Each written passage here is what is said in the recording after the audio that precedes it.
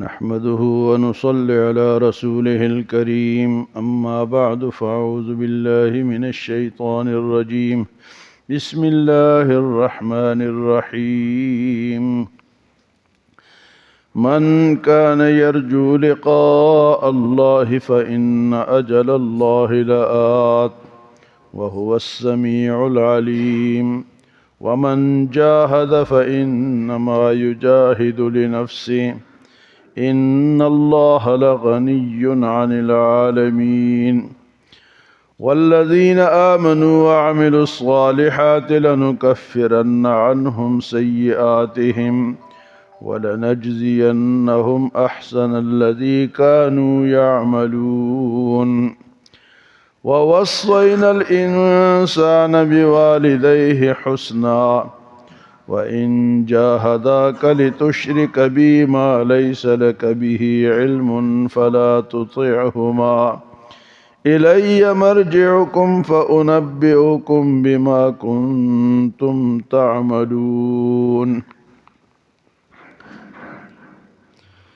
سورۃ عنکبوت کی ابتدا ہم نے پرسوں درس میں سن لی تھی۔ اللہ پاک نے فرمایا کہ یہ کافی نہیں ہے کہ کوئی شخص کہے کہ میں ایمان لے آیا ہوں اور اس کی آزمائش نہیں ہوگی، آزمائش ہوگی، ایمان کو پرکھا جائے گا۔ احسب الناس ان یترکوا ان یقولوا آمنا وهم لا یفتنون، کہ ان کو پرکھا نہیں جائے گا، بس اسی طرح وہ کہیں گے کہ ہم مسلمان ہیں، ہماری کلمہ پڑھنا جو ہے یہ کافی ہے۔ نہیں، فرمایا کہ تمہارا امتحان ہوگا، اور فرمایا کہ وَلَقَدْ فَتَنَّ الَّذِينَ مِن قَبْلِهِمْ فَلَيَعْلَمَنَّ اللَّهُ الَّذِينَ صَدَقُوا وَلَيَعْلَمَنَّ الْكَاذِبِينَ۔ اللہ پاک پرکھیں گے کہ سچا کون ہے اور جھوٹا کون ہے۔ یہ تو نہیں ہے گڈ مڈ سے کام نہیں چلے گا، صاف صاف۔ تو یہ جو آزمائشیں آتی ہیں مسلمانوں کے اوپر، کئی قسم بیماری آ گئی، گھریلو پریشانی آ گئی، لڑائی جھگڑا ہو گیا، دشمن نے حملہ کر دیا، تو یہ سب اللہ کی آزمائش۔ اللہ دیکھتے ہیں کہ ان میں کون اپنی جگہ پہ کھڑا ہوتا ہے اور کون بھاگتا ہے۔ فَلَيَعْلَمَنَّ اللَّهُ الَّذِينَ آمَنُوا وَلَيَعْلَمَنَّ الْكَاذِبِينَ۔ آج کے درس میں فرمایا کہ جو اللہ کی ملاقات چاہتا ہے، وَمَنْ كَانَ يَرْجُو من کان یرجو لقاء اللہ فإن اجل اللہ لآت۔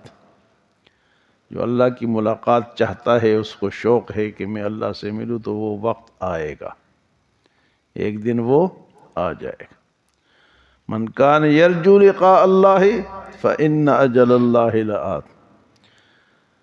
تو اللہ کے نیک لوگ جو ہیں وہ چاہتے ہیں کہ ہماری اللہ سے ملاقات ہو، لیکن ہم جیسے کہتے ہیں کہ بس مرے نہ، مریں گے تو ملاقات ہو جائے گی، پھر ہم جواب کیا دیں گے؟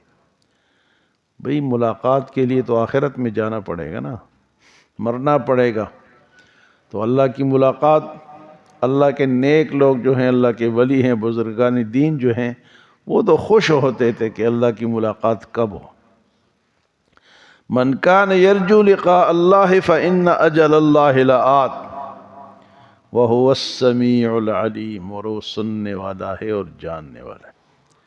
کوئی ایسی بات نہ کرو کہ تم کہو کہ کوئی سنتا نہیں ہے، وہ سنتا ہے، وہ ہر بات سنتا ہے، ہر وقت سنتا ہے، اور علیم بھی ہے، جو ہم کرتے ہیں اس کو جانتا بھی ہے۔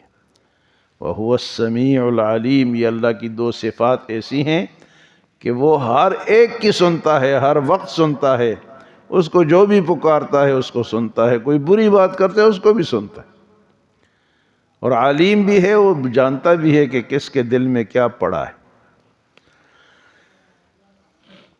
فرمایا وَمَنْ جَاهَدَ فَإِنَّمَا يُجَاهِدُ لِنَفْسِهِ، جو جہاد کرے گا وہ اپنے آپ کے لیے کرے گا، کسی اور کے لیے نہیں کرے گا۔ جہاد کئی طرح کا ہوتا ہے۔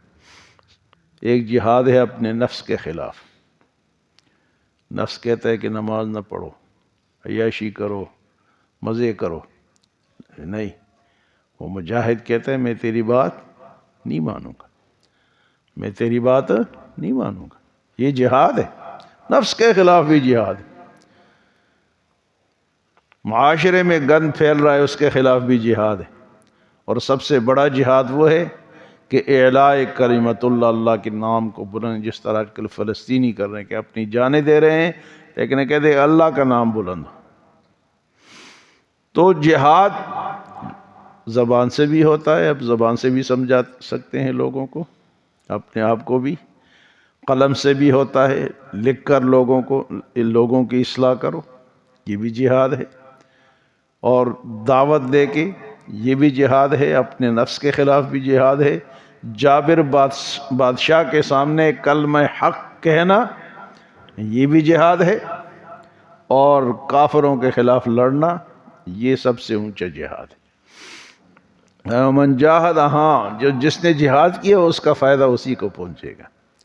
ومن جاہد فإنما یجاہد لنفسہ ان اللہ لغنی عن العالمین، بے شک اللہ تعالیٰ تو تمام جہانوں سے بے پرواہ ہے، غنی ہے، سارے جہان والے اس کی عبادت کرے تو اس کو فائدہ نہیں پہنچتا، اور نہ کرے تو اس کو نقصان، اس کو بے پرواہ ذات ہے۔ اللہ الصمد، غنی ہے، بے پرواہ ہے، اس کو کسی کی پرواہ، ہمیں پرواہ ہونی چاہیے، اللہ کی ضرورت ہمیں ہے، اللہ کو کسی کی ضرورت نہیں۔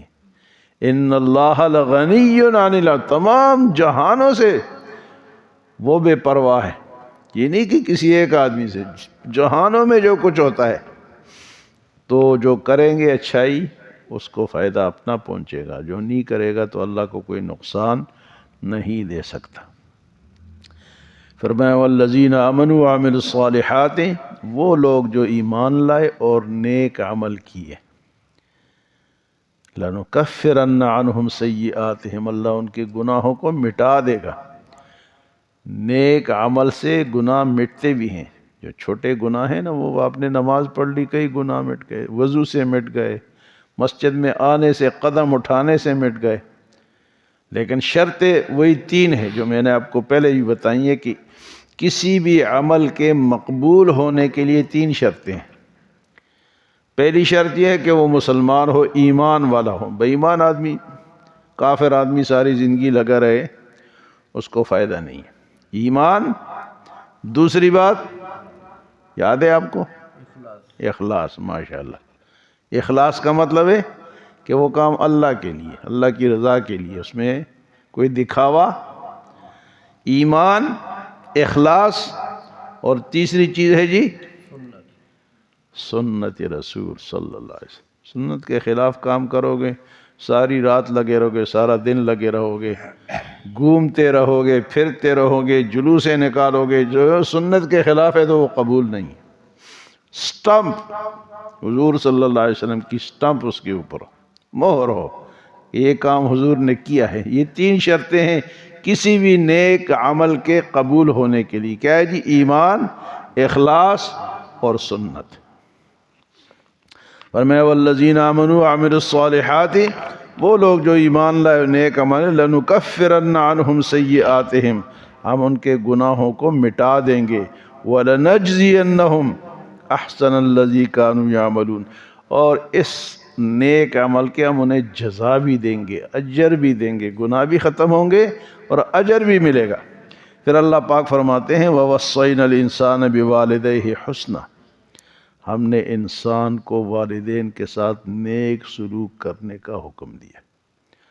والدین سے بڑی کوئی چیز نہیں ہے، والدین ہماری جنت بھی اور ہماری جہنم بھی ہے۔ جس سے والدین ناراض ہے وہ اس کے لیے جہنم کا ذریعہ ہے، اور جس سے والدین راضی ہے اس کے لیے جنت کا ذریعہ ہے۔ ایک صحابی تھے حضرت سعد ابن وقاص رضی اللہ تعالیٰ عنہ، تو ان کی والدہ مسلمان نہیں تھی، یہ اولین مسلمانوں میں سے حضرت سعد ابن ابی وقاص پہلے مسلمان ہو گئے، تو کافر کہتے تھے کہ مسلمان جو ہوتے تھے ان کو تکلیفیں دیتے تھے، ان کے خلاف مختلف تو ان کے والدہ کے پاس لوگ گئے، محلے دار اکثر محلدار جو ہے نا برائی میں پیش ہوتے ہیں، اگر کوئی نیکی کرتے اس کی ٹانگیں کھینچتے ہیں۔ تو مکہ کے محلدار جو تھے وہ جمع ہو گئے اور ان کی یہ آپ کے بیٹے نے کیا کر دیا، تو اپنے باپ دادا کا دین کو چھوڑ دیا، یہ تو محمد کے ساتھ چلے گئے، اسلام قبول کر لیے، یہ تو انہوں نے بہت برا کیا۔ تو والدہ نے کہا بیٹا آپ واپس آ جاؤ۔ تو بیٹے نے کہا جی یہ تو نہیں ہو سکتا، حضور کو تو میں نہیں چھوڑ سکتا، اسلام کو میں نہیں چھوڑ سکتا، اس سے نہیں ہوا۔ تو پھر لوگوں نے انہیں سمجھایا کہ آپ بھوک ہڑتال کرو، میں نہ کھاؤں گی نہ پیوں گی جب تک میرا بیٹا اسلام نہیں چھوڑے گا۔ تو بار سڑک پہ بیٹھ گئی اور جناب بیٹے نے سمجھایا، معافی مانگی، سب کچھ کیا، لیکن نہیں، جب تک دین کو نہیں چھوڑے گا میں بھوک ہڑتال میری ختم نہیں ہوگی۔ تو اللہ پاک نے یہ آیت نازل، وَوَصَّيْنَا الْإِنسَانَ بِوَالِدَيْهِ حُسْنًا، والدین کے ساتھ نیک سلوک کا حکم ہے، لیکن آگے حکم میں آگے کہ وَإِن جَاهَدَاكَ لِتُشْرِكَ بِي، اگر وہ تمہیں میرے ساتھ شرک کرنے کا حکم دے، وَإِن جَاهَدَاكَ لِتُشْرِكَ بِي مَا لَيْسَ لَكَ بِهِ عِلْم، جس کا نہ اسے علم ہے اور نہ تمہیں علم ہے، کہ شرک کرو، فرمایا فَلَا تُطِعْهُمَا، یہ بات نہیں ماننی۔ جب یہ آیت نازل ہو گئی تو حضرت سعد رضی اللہ تعالیٰ عنہ نے عرض کی، میری اماں جان اگر آپ 1000 دفعہ بھی مریں اور 1000 دفعہ جئیں، لیکن اگر آپ یہ کہیں کہ اسلام چھوڑ دو، وہ میں نہیں چھوڑوں، وہ نہیں چھوڑوں، حکم آ گیا۔ ہاں باقی اگر وہ کافر بھی ہیں تو ان کے ساتھ بدسلوکی کی اجازت نہیں، والدین کافر بھی ہیں، بدسلوکی نہیں کرو گے، لیکن اسلام ان کی خاطر نہیں چھوڑو گے۔ لا طاعت المخلوق لمعصیت الخالق، مخلوق کی تابعداری اللہ کی نافرمانی کی بدلے میں نہیں کرنی۔ اللہ کی نافرمانی ہو رہی ہے اور باپ راضی ہو رہا ہے، والدہ راضی ہو رہی ہے، والدہ کہتی ہے تو رشوت لے، ہاں جی پیسے لا، باپ کہتے ہیں کہاں سے، پوچھتا ہی نہیں ہے کدھر سے مال آ رہا ہے، تو یہ گناہ کے کام ان کے نہیں، ان سے پوچھا جائے گا۔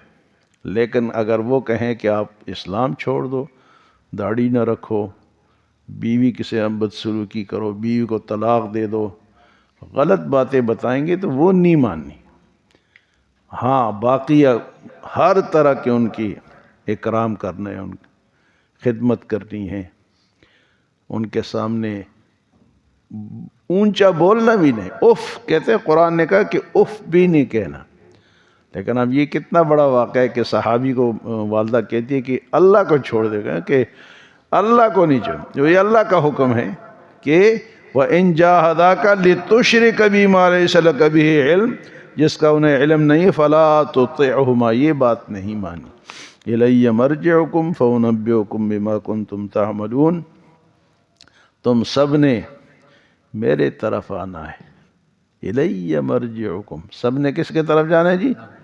فَأُنَبِّئُكُم، اور پھر اللہ فرماتے میں پھر تمہیں بتاؤں گا، کیا بتاؤں گا؟ بِمَا كُنتُمْ تَعْمَلُونَ، جو کچھ تم کرتے رہے سب بتاؤں گا، فلاں وقت میں یہ کیا، فلاں وقت میں یہ کیا، فلاں یہ کام کیا، فلاں یہ کام کیا۔ تو وہ محاسبے کا ڈر ہونا چاہیے انسان کے دل میں۔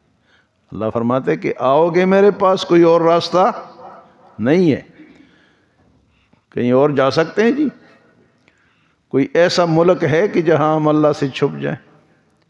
ایسی جگہ ہے کوئی کہ جہاں اللہ اِلَيَّ مَرْجِعُكُمْ، میرے طرف آنا ہے، فَأُنَبِّئُكُم بِمَا كُنتُمْ تَعْمَلُونَ، میں پھر تمہیں بتاؤں گا کہ تم کیا کرتے رہے۔ تو آخرت کا جو تصور ہے نا، یہ اسلام نے دیا ہے، اسی سے ہم بچتے ہیں۔ اگر یہ تصور نہ ہو، دنیا ہی دنیا ہو، یہ پتہ ہو کہ مجھ سے کس نے پوچھنا ہے، تو پھر بندہ ہر گناہ کرے گا۔ گناہ سے بچنے کا جو تصور ہے وہ آخرت کا ہے، کہ میں نے اللہ کو جا کے جواب دینا ہے۔ اللہ ہمیں عمل اور سمجھ کی توفیق عطا فرمائے۔